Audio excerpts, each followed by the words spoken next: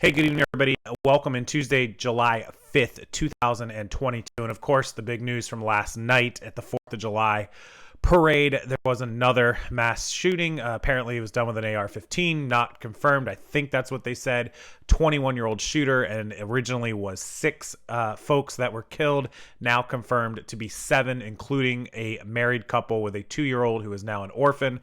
7 confirmed deaths, dozens injured. I've seen a number of 20. I've seen a number of 22. The confirmed number of injuries probably closer to 25 or 30. We'll have to check in on that. I'm not going to use the shooter's name. If you Google it, you'll find it. I'm going to come over and show you a story. It's in there. People are using it, but I'm just not going to say it out loud. I can't do anything about it appearing in the text of the story. But yeah, 21-year-old shooter who looks very, very unique. He looks like somebody that's had issues. And in fact, to back that up, there's reports that he was on the FBI's watch list. They were familiar with him. He had issues in the past. He's been posting very violent, targeting social media posts and online things. So there was a lot of red flags, but he bought the gun legally. However, just because you buy a gun legally doesn't mean you have to go out and use it against people like he did in this parade. So without further ado, let's just go over the story. I'll cover that. And then you guys, I know there's a lot of opinions about the Second Amendment and gun laws and stricter gun regulations and people saying leave our guns alone and all that sort of stuff. I think everyone on this channel knows that I do carry a weapon all the time. I live in Florida. It's very easy. I have concealed carry. I have weapons in this house. We protect ourselves. It's just a back and forth. You're never going to make everyone happy. 50% of the people are going to hate you. 50% of the people are going to love you. So use your own opinions. Obviously, I'd love to listen to them down in the comment section if you want to chime in about the Second Amendment and gun regulations and laws. But with that said, let's go over and take a look at what happened yesterday at the parade. Okay, here we go from the Highland Park parade shooting. Suspect being charged with 7 counts of murder. The state's attorney says by Amir Vera, the suspect in Monday's mass shooting in the July 4th parade in Highland Park, Illinois, left 7 now dead, injured more than 2 dozen, has been charged with 7 counts of first-degree murder by the Lake County State's Attorney Eric Reinhardt. It's Robert E. Crimo III. He's 21 years old. If he's convicted, it would be a mandatory life sentence, but more charges are coming. Aggravated discharge, attempted murder, aggravated battery charges, just the first of many charges that he's going to file against him. Obviously, all of that will result in him never seeing the light of day again. Tomorrow morning, they're going to ask for no bail, so he's, of course, in jail right now, and he'll be held with no bail.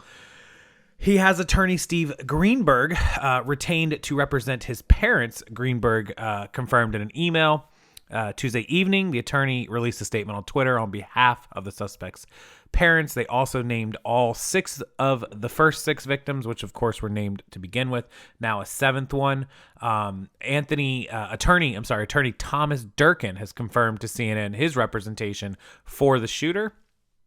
The victims were 64, 35, 37, 63, 88, and 78, all of Highland Park except 78-year-old Nicholas Toledo Zaragoza of Morales, Mexico. He was on vacation here. The 7th one, I do not know the age or what that was, but everyone that was shot were between the ages of 8 and 88, basically. A 7th victim died outside of Lake County at a hospital. Total 45 people were either dead or injured. So of the 7, you then have 38 people who were injured and not killed. There he is. The picture was released saying he wore woman's clothes in order to blend in order to get away with the crowd. And he planned this for at least several weeks. He helped hide his identity and his facial tattoos, and it helped him leave the shooting with the crowd in the wake of the shooting. And blended in with everyone. He had 2 prior incidences with law enforcement in 2019, which a family member reported that he threatened to kill everyone with his collection of knives.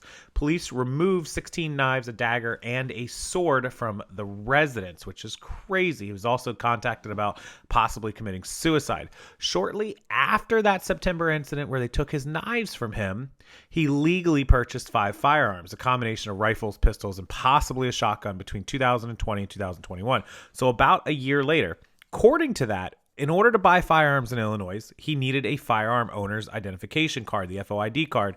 But he was under 21, so his father had to sponsor him. And it just says a year earlier he had threatened to kill his family and they had 16 knives removed. So what is his father doing?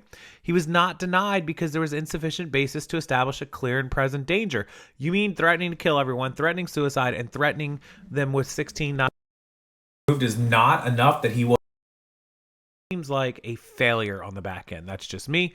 They're trying to determine a motive. There's no motive. He's just crazy, wants attention, wanted to do something big, and that's the whole motive. He used a high-power rifle similar to an AR-15. He fired 70 rounds into the crowd from a roof of a business that he accessed by fire escape ladder. The gunshots started around 10 a.m. Central Time, 11 a.m. here on the East Coast, on the town's Central Avenue, about 25 miles north of Chicago. This is a big failure. I mean, he didn't use an AR-15. He used something similar, 70 rounds, but a huge failure on this identification card and his background check not popping up with that. That should have been flagged. He should not have been allowed to have it. But there's a picture of him being arrested right after it happened. They were able to track him down quickly. He left the gun apparently, and you can read more about it there. So as always, thank you for watching. Sorry to be the bearer of bad news. Don't shoot the messenger. Hit the like button, subscribe to the channel, smash that like button with the blue thumbs up, and as always, have a great rest of your day or evening whenever you watch this, and I'll see you in the next video.